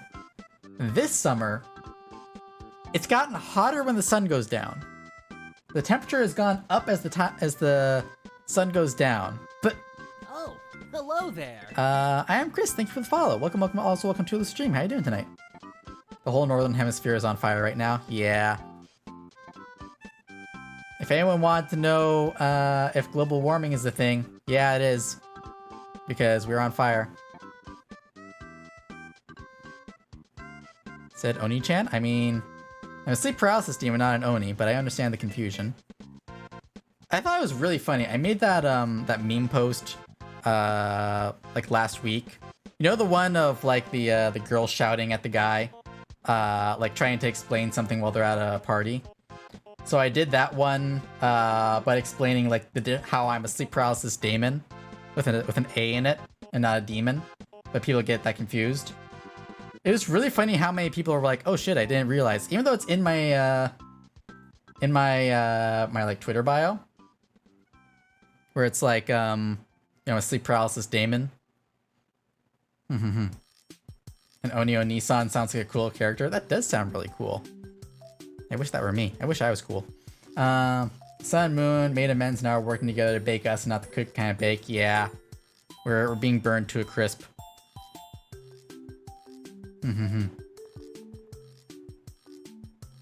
But yeah, I thought it was really funny how many people were like, I didn't realize that you weren't doing like the edgy fantasy spelling of demon. I was like, no, because I have experienced more fantasy than Warhammer. Although I will admit, my design was inspired a little bit by the Daemonettes from Warhammer 40k. It's really just the pink skin and the horns. After that, I just kind of went crazy. Juno, is it too hot to sit on my lap? I'm so sorry. I hope you find a cool place to take a nap. I'm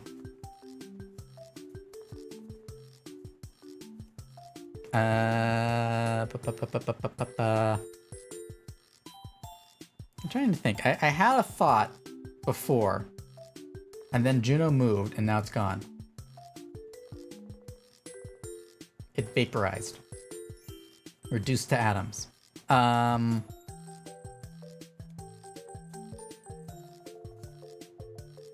think of it eventually. Juno ate your thoughts. Yeah, Juno just took my thoughts and walked away. Yeah, he's taking a nap on the floor now. I've got carpeted floors and they're holding in all of the heat, but at least it's a little cooler down there. Maybe I should lay on the floor too. Maybe it'll be cooler down on the floor. I don't know if my headphone cable will reach down to the floor actually. Sounds like a lot of work. Plus I'm a VTuber. I can't walk away from the camera. If I walk away from the camera, I freeze. Wah.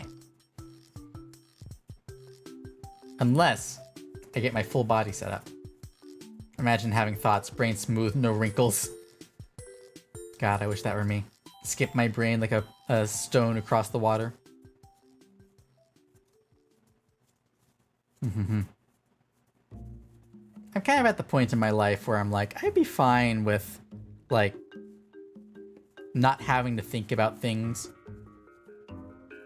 I'd be okay with that. Like when I was younger, I was like, yeah, I wanna have a job that challenges me, and I wanna create great things. And now I'm just like, I just wanna be a cute person on the internet and not have to think. Give me money so that I don't have to think.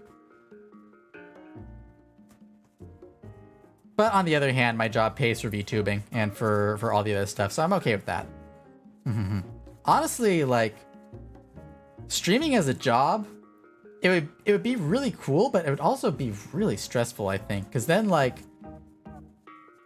you're completely at the mercy of people enjoying your content enough to pay for it. I like being able to make the content that I enjoy and not having to worry about if people are going to pay for it or not. But like, if I wanted to do this as a job, I would have to make the content that people like and like really chase down other revenue sources. I have to do sponsored streams. I did one sponsored stream and it was, I won't say it was bad, but like I felt bad doing it. It was unpleasant in my brain space to do. Mainly because like, I just don't like shilling.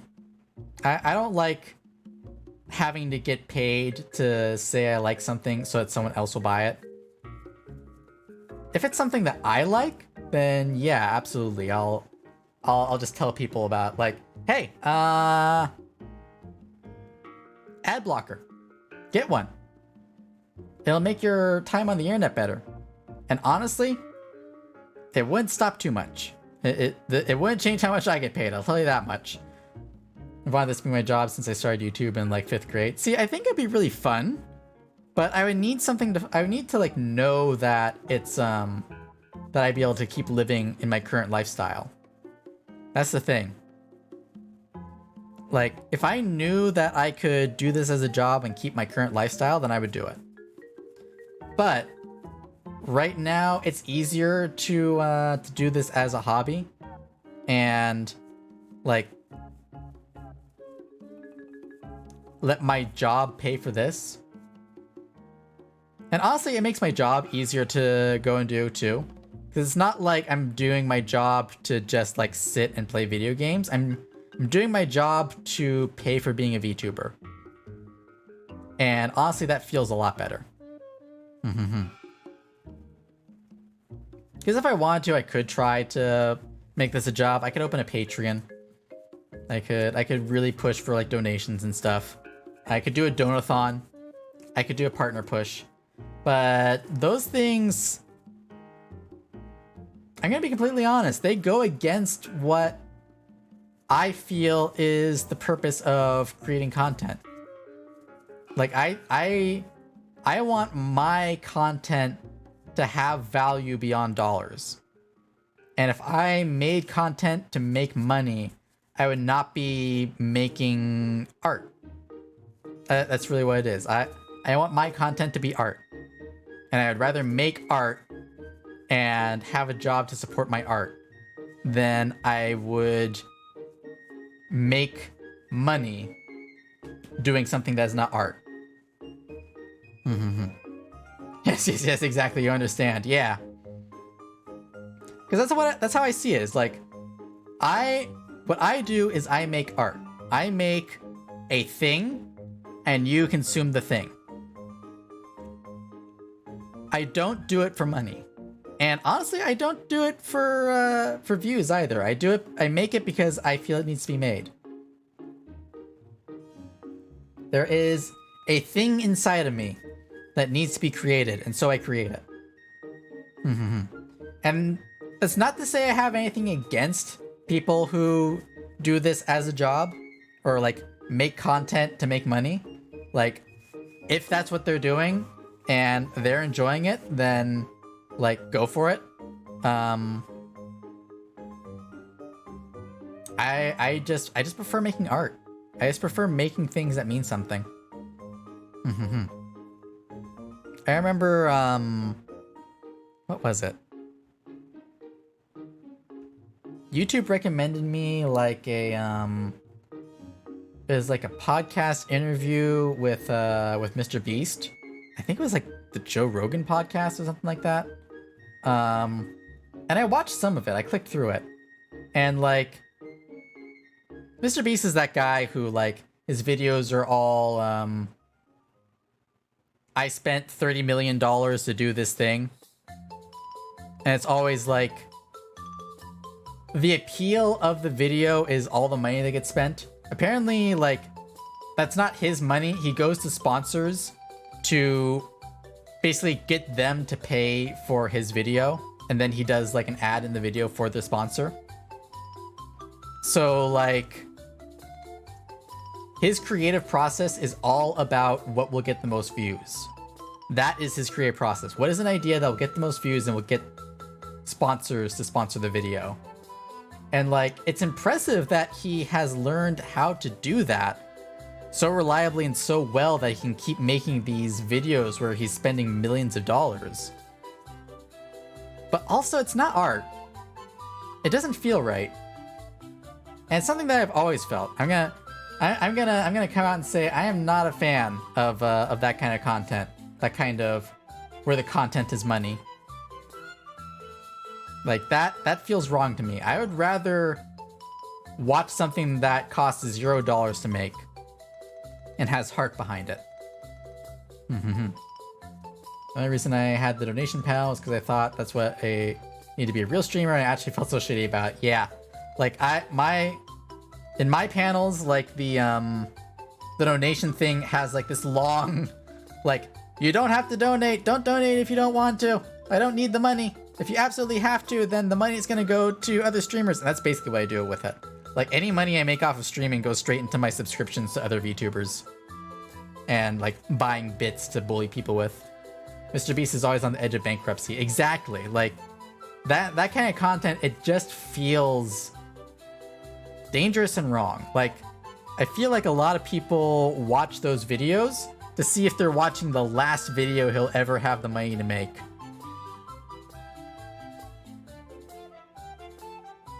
Yeah, I don't know. And I feel like that kind of money can be spent on better things, to be completely honest. It is, here's a term that I learned when I was talking to people from California. Conspicuous consumption. That's what those videos are.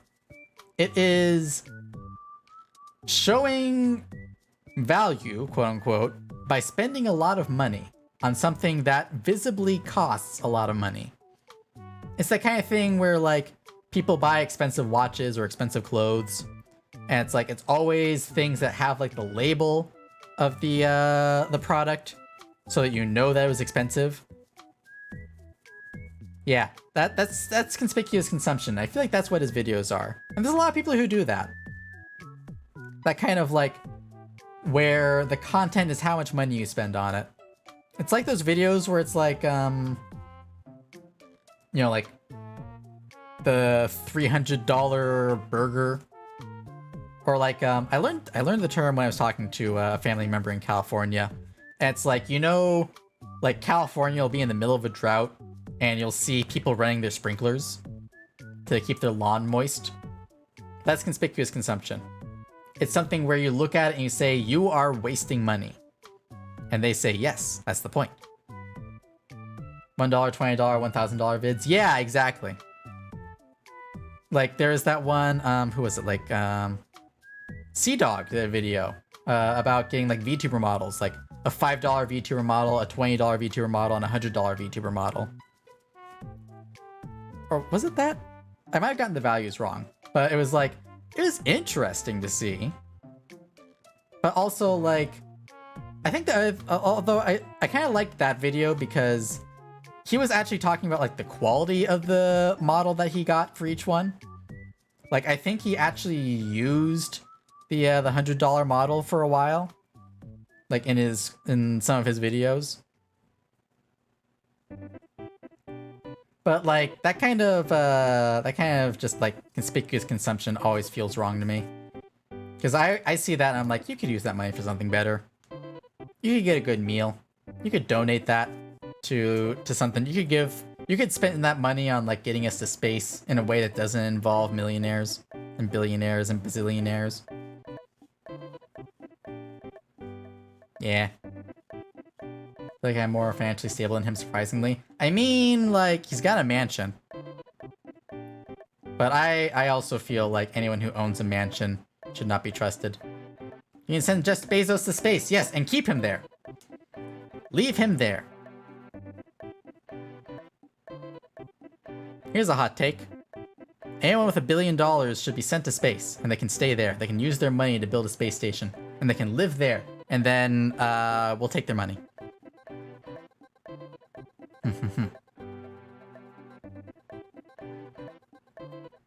You take the Bezoses, yeah. I think it's interesting that like send it back on the PP rocket. Yeah, him and Elon. Send them both. They can both go.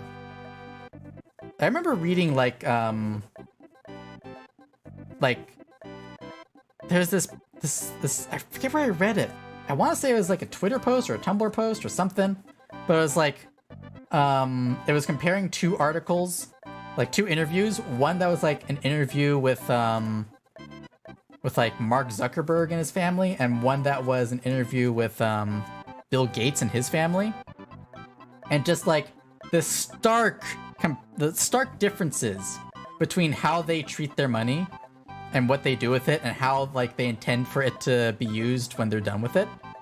Because like Zuckerberg and his family have he's basically said like he's never retiring from being on the board of Facebook or Meta or whatever they're gonna call it. He's always gonna be in control of it.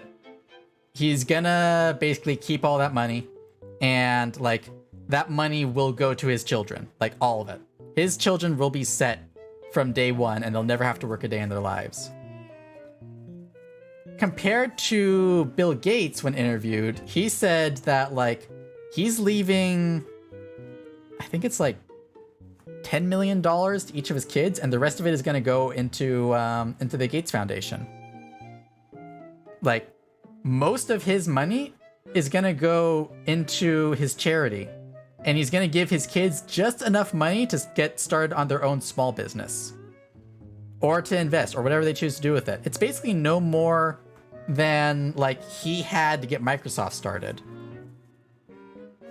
And I think that, like, that's the way to go. Like, if you make your money, that money should go towards something good. And, like, something directly. Like, Bill Gates and the Gates Foundation has done a lot of good work over the years. Like, lots of good work in, like, Africa and other, like, third world countries. He put a lot of money into, like, the, like, vaccine research. Like, despite the problems that I have with, like, the monster that he created in Microsoft, I think he's a good guy.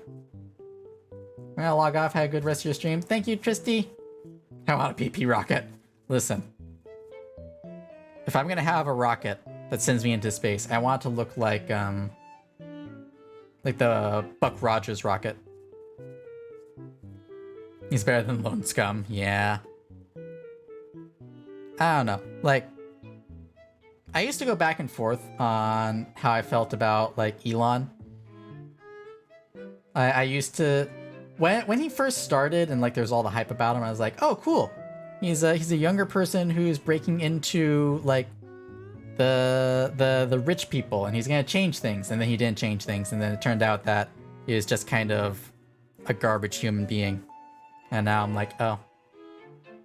Man, if only, like, there had been some way to tell that he was a garbage human being, aside from the fact that he bought the right to say that he invented Tesla. He's part of the rich people from birth. Yeah, that's a big thing. Like, and honestly, it's kind of a surprising thing. Like, Elon's money all comes from his family. Like, his family made their money off of, like, lithium mines. And basically, like, blood money made in Africa. And you can definitely see that in his personality. But then, like, Jeff Bezos made his money legitimately, and that almost makes it worse. Like, his parents were basically kids. When he was born, like, his parents were in their teens. I think his mother ended up being, like, a single mother. And Bezos built Amazon from the ground up, like, literally. So it almost makes it worse that he's also, like, a terrible person. Like, taking that money and using it to show how rich he is. So many self-made millionaires have rich parents. Yeah, a small loan of $5 million, $50 million, $100 million.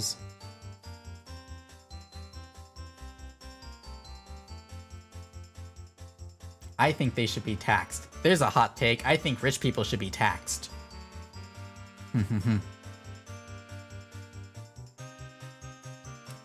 And now we count the seconds until Bezos shuts down my stream.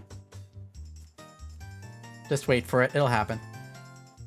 I talk too much shit about billionaires to not get canceled by them someday. That's the only reason why I want to be rich. To call other rich people out. Back in the 1920s, the rich paid 90% of their income and still had money to burn. Yeah. And then we invented a whole bunch of ways for them to hide their money. And trickle-down economics. Sorry, piss-down economics. That's the word for it. I'm sorry, I have opinions about rich people. I don't think they should exist.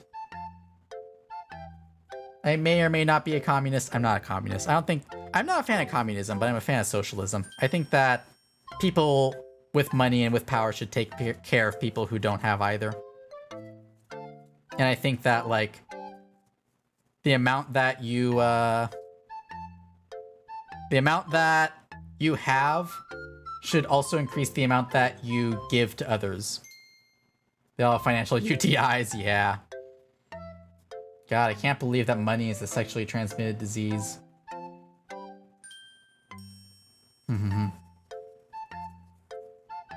But yeah, I think I'm definitely a socialist. That's what I fit more into.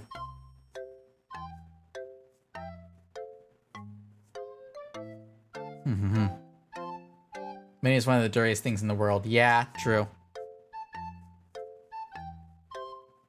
There's this quote that I remember. I forget who said it, but it was like, you know the saying, power corrupts?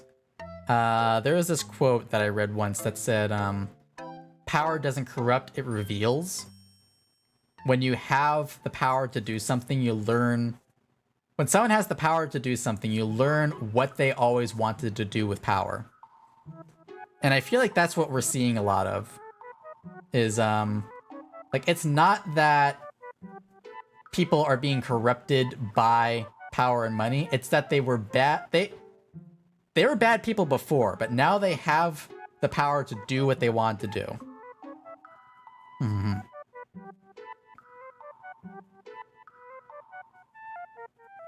Which is unfortunate. I feel like revealing that you're a trash person should be like instant disqualification. But we have that problem in the VTuber space too. So what's someone like me gonna do about it, right? The best that I can do is try to be like one voice in a throng of millions. But I have my tiny soapbox and I will shout it from the rooftops. It's like people want to use alcohol as an excuse for making racist remarks. Yeah, I saw a thing recently of like people using people excusing someone else saying racist remarks by saying that they were having a manic episode. And like it's a serious thing. Like I don't want to make light of that. Having that kind of like a medical issue that causes you to not be in control of yourself for a while, that is serious. But also, like, you don't say those kind of things without it being in your head already. No one's mind is changed by having their inhibitions lowered. It just allows them to say it without the fear of their consequences. Mm-hmm. That's one of the reasons why I've been so hesitant to do like a drunk stream. Not because I have things that I particularly hide, but I don't want to like... I have bad experiences with being drunk because the way my personality works is I like to be in control of what I say and what I do. Not being in control is a big issue for me. And so the one time that I actually got drunk, I was stressed as fuck because I was focusing really hard on not acting drunk and not looking like I was drunk and not like saying anything that I wouldn't say normally. And so everything went through an intense filtering process, which probably made me look more drunk, but man, it was stressful. And I have not drunk that much since.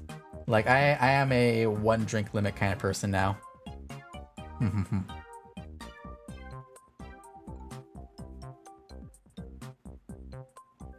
But yeah, I feel like, I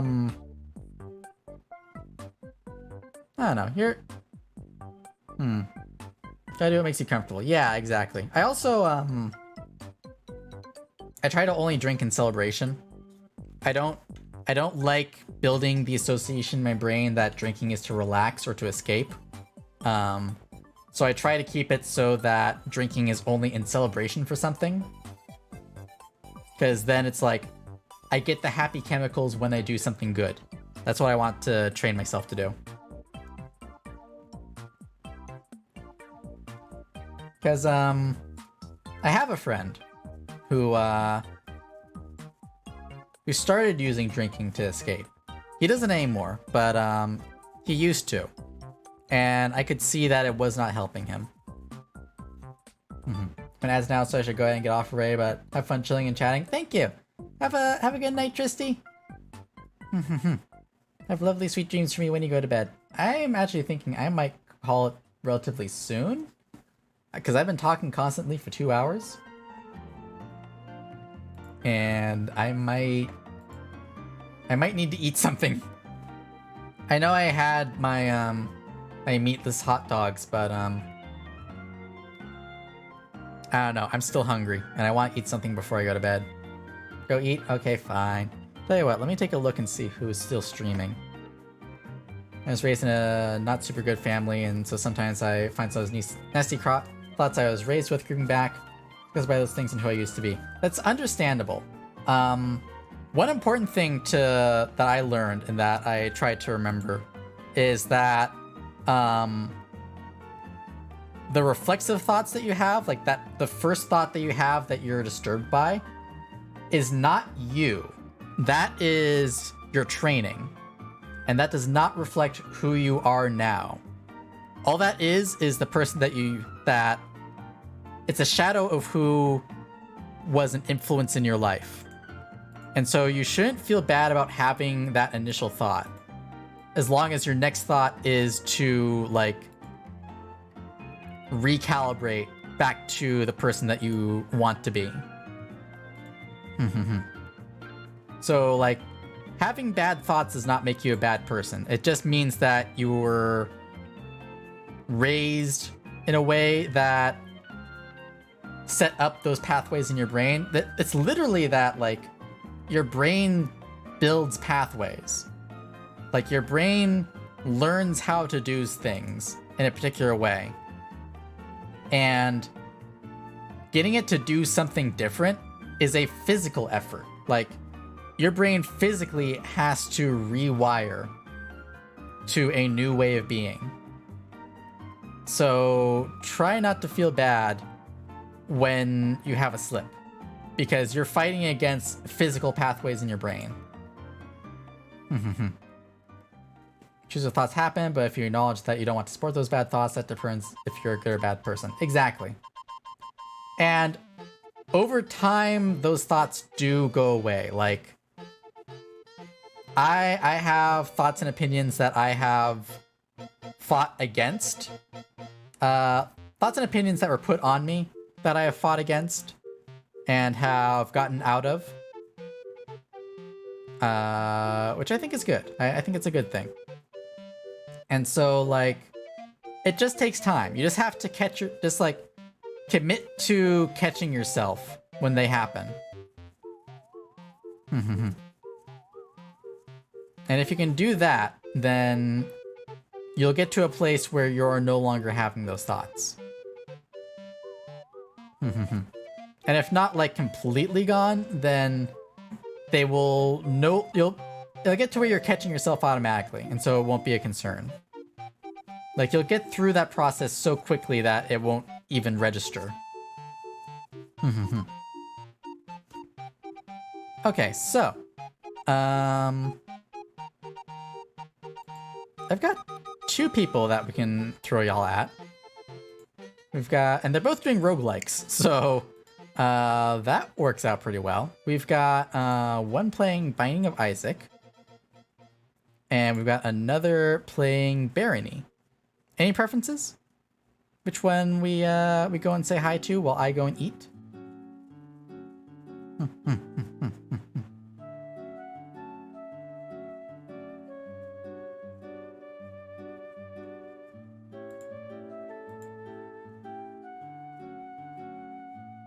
Because if not, then I'll make that decision myself. I'll do it myself. My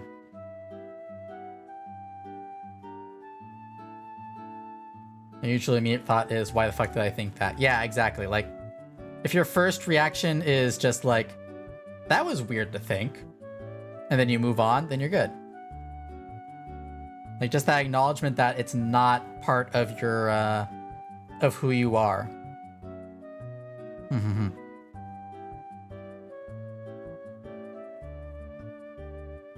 Okay, tell you what, how about if we go for a little Binding of Isaac and chill? We can go from one vibe time to another. So let me go ahead and start the raid over here. Gee, when was the last time I raided this person? Yeah, it doesn't matter. We're gonna raid them anyway.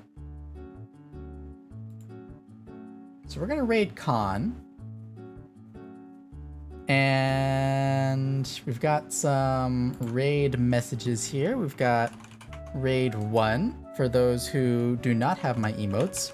We've got raid 2 for those who do, either by subscribing or by using your channel points before the raid ticks down. I'll be back tomorrow, I think. What am I doing tomorrow? Tomorrow I have a collab. I'm gonna be playing Naraka Blade Point with Underworld Bear. So that'll be fun. You can check out either or both of our videos or our streams. I'll try to have like a multi-stream link set up for that. I think that'd be fun. It's our first time playing it. There might be a little drinking there. I don't know. Bear mentioned there was a possibility, and I need to check if that's something that he's doing or not. But we'll see. Anyway, thank you all very much for watching. I hope you have a lovely day or night, whichever it is for you. If it's nighttime and you're going to sleep, I hope you have lovely, sweet dreams for me. And if you're not sleeping, then go do that, because you better be sleeping. And I'll see you all next time. What if I didn't ring my bell? Would that fuck things up? Bye!